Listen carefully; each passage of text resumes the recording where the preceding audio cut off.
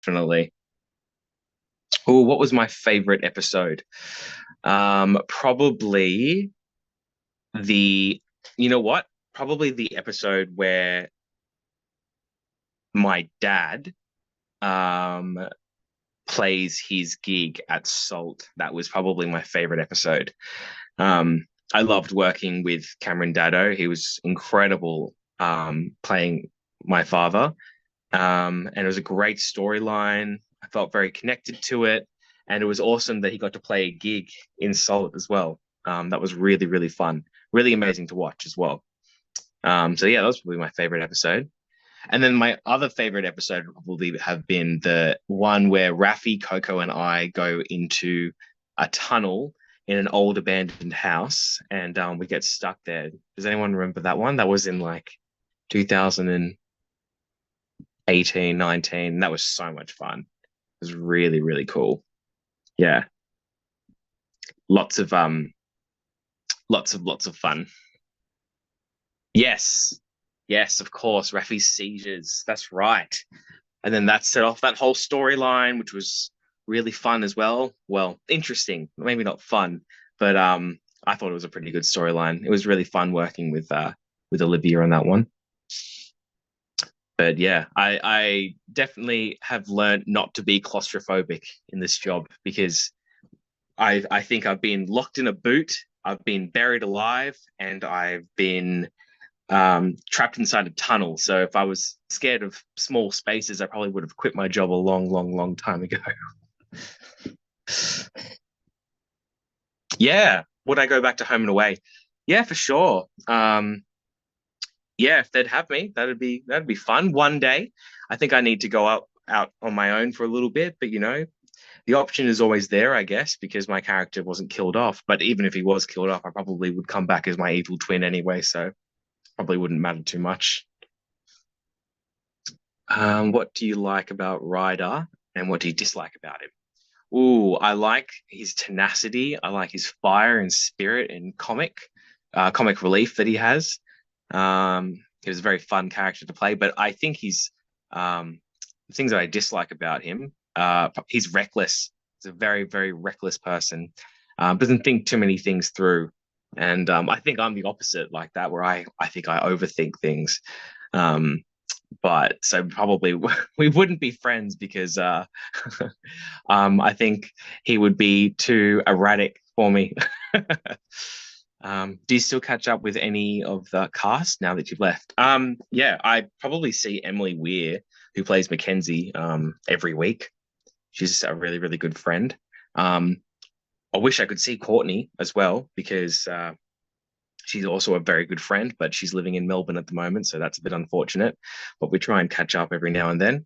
And then Patty and Sophie, well, um, yeah, I do see them, um, but they're traveling at the moment, so yeah, that's a bit of a disappointment. All my friends are away somewhere across the world. Um, what am I up to now? What am I up to now? Well, lots of things actually. I'm doing a play at a theatre called KXT, which is in Sydney, called All His Beloved Children, which is going to be in May. That's going to be a lot of fun. I'm also taking a show, so I'm doing quite a bit of producing at the moment, making my own work. So I've been making films and web series, which are coming out in the next couple of months, actually. But apart from that, I'm going to Prague soon and producing a show over there for a festival, which is going to be really fun as well. So lots and lots of things. Very, very busy at the moment. So I probably wouldn't be able to come back to home and away for a little while. What would you change about your character if you were to go back? Hmm, what would I change? That's a good question. What would I change? I think I'd make him grow up faster. I think he remained a kid for a very long time, and I wish that if I had to do over again, maybe, yeah, he would have grown up a bit more. because I think that was the good thing about the character, was that you saw the progression of his life, and you really saw him grow up, from a boy to a man. But yeah, look, to be honest, that's a selfish thing, because I would love to have done like some cool like action scenes, and I don't know, do at least one of the car crashes or explosions. I guess I did do um the food truck exploding, which was really fun. But yeah, no, I love all that kind of stuff. So yeah, that would have been really interesting. Would you come to the UK to work? 100%. I love the stuff over there. Um, yeah, that's like one of my dreams, to go over to the UK for a little bit. Both of my brothers live over there, so that would be nice to hang out with them as well. But no, I love all of the work that's coming out of the UK. I'd love to be in a TV show over there. Like what's oh, maybe a period drama. I'd love to be in a period drama, or a period drama TV show. That'd be really, really cool. Most difficult episode to make. Oh, that's a tough one.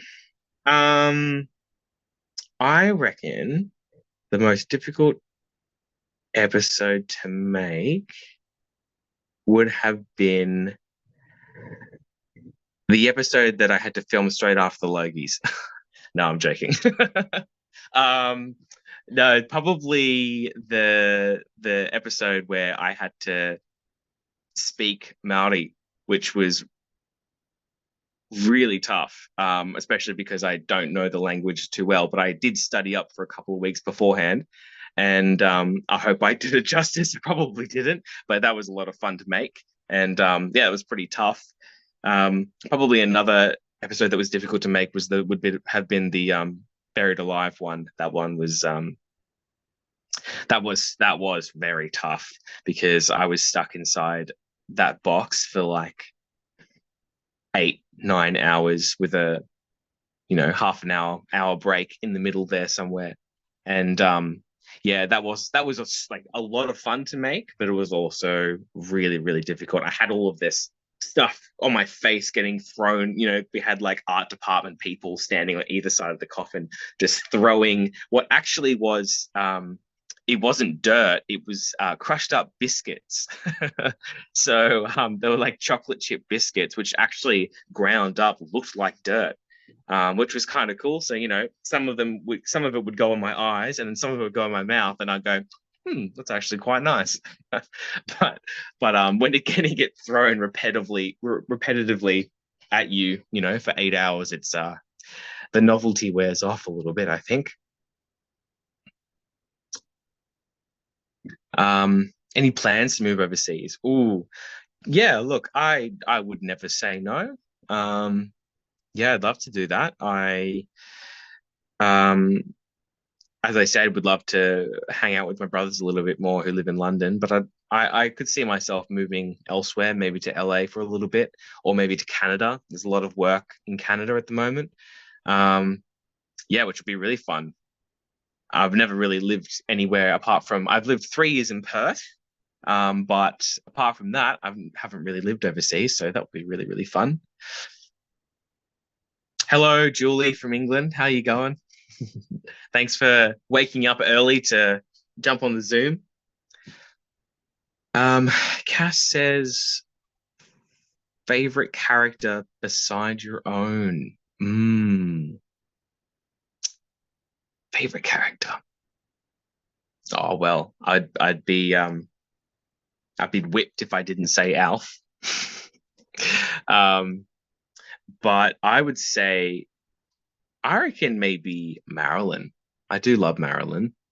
I think she's kooky and fun, and yeah, I always had a lot of fun making episodes with Emily. It was really, really cool, really, really fun. She made everything hilarious.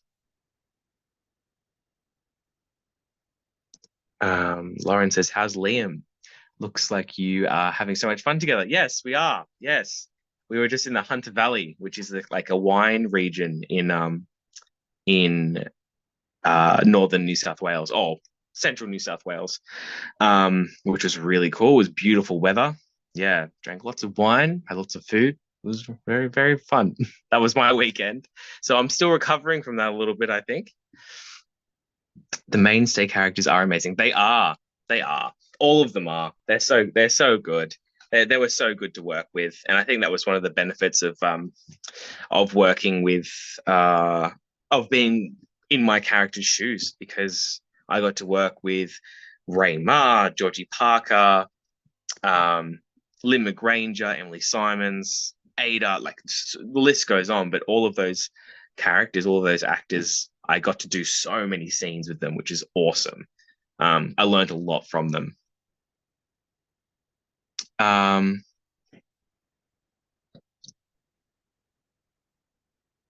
Favorite holiday. What's my favorite holiday? Probably by the beach. Yeah, that's why I love the job so much, I think, because I got to go to the beach every single day, which was pretty awesome. Um, yeah, no, I'd probably go somewhere like I went to Fiji recently, and that was really cool, or Vanuatu. I do love all those islands.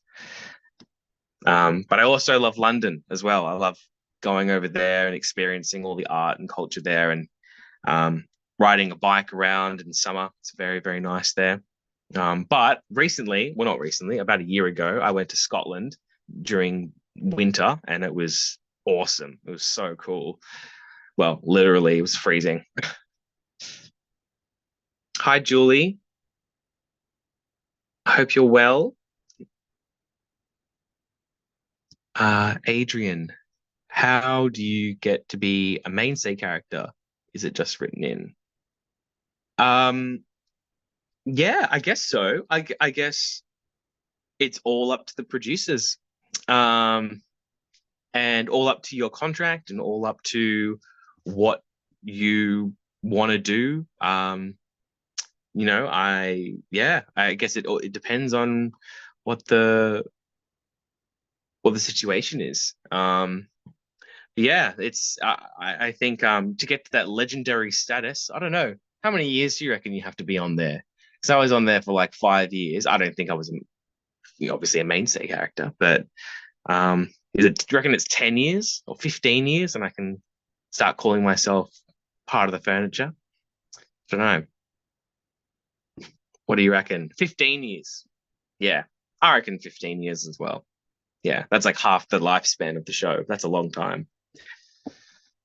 Um, how did I get the part of Ryder? Well, I auditioned. Thanks for the question, Cass. I auditioned uh, in a studio with a casting agent, and that was a lot of fun. And actually, the person who was reading for so you go into the room, there's a casting agent, there's you, and then there's somebody that's reading for you to help you with the audition, and she was one of my friends, and so that made the whole thing way easier and so much more fun. So I did that, and then I waited for a little bit and waited and waited and waited and waited and waited some more. And then finally I got a call saying, hey, you've got a call back for it. And it's going to be with Georgie Parker. And you're going to go in a room and do some scenes. And so I did that. And I thought I did the world's worst audition. Terrible. I was terrible. I don't know. I walked in, don't remember a thing. I walked out and I was like, it must have been bad because I can't remember anything. Um, and then I was working my job in town hall. I was like handing out free coffee samples in town hall Woolworths in the centre of Sydney, and I got a call from my agent saying you got the part, and I quit. I quit right there and then, and I left the stall that I was working at, and I said goodbye, never seeing you again, and yeah, that's how I got the job. That was pretty cool. Would I survive in an apocalypse? Uh, um, to be honest, I think about this a lot. I reckon I would. I reckon I'm resourceful enough. I reckon I could manage a group of people who have the resources that I need. I probably can't do everything myself, but I reckon I'd live at least the first year. It depends how long the world lasts for after the apocalypse. But I'll give it a solid year.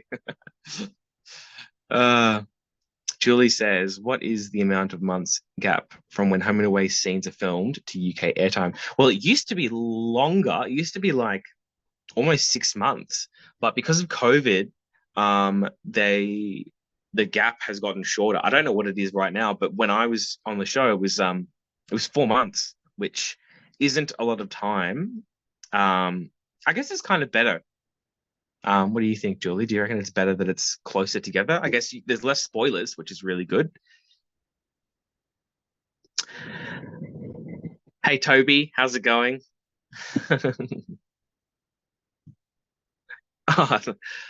Okay, Lauren, what's the best $5 I've ever spent? Ooh, um, hmm, what's the best $5 I've ever spent? Probably somewhere like in Fiji or something where like a meal would cost like $5 and it was like the best curry or something. I'm a foodie. It's always going to go back down to food. Um, hey Nova, would love to meet you one day. Love to meet you too. I think I've chatted to you before, Nova. Is that right? Or is that am I thinking of somebody else? But I think you've sent me some messages before. Woolworths went into administration a few years ago. Ah, yes. Yeah. Good old Woolworths. Still going strong in Australia. Yeah, you have Tesco over there, don't you? And what's the other one? Not Sainsbury's, is it Sainsbury's? I can't remember. Um, and Lidl, something like that. Yeah. What would be your last ever meal? Oh, Lauren. That is the world's most difficult question. Um, yeah, like what are we talking? Oh, uh, I reckon it would probably be like my nana's cabbage rolls. She's Bosnian and she makes the best like pickled cabbage and like it's like wrapped.